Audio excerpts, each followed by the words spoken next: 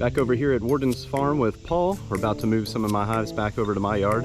It's about 8:30 in the morning. We're trying to beat the heat and work in between the rain bands, so nothing too exciting, just moving some hives from one yard to another.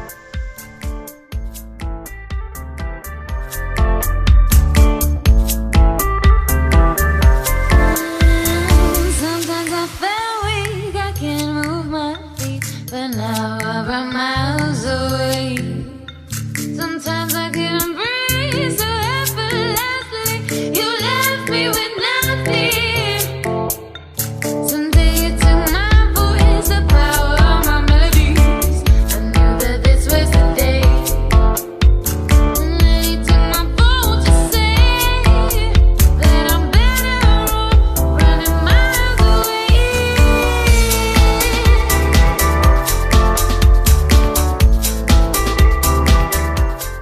Alright, Paul and I just finished moving the hives back into my yard from his.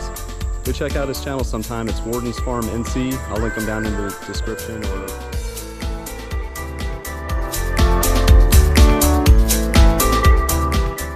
I'm about to open up the entrances and give the bees the majority of the day to get situated and orientated into this yard.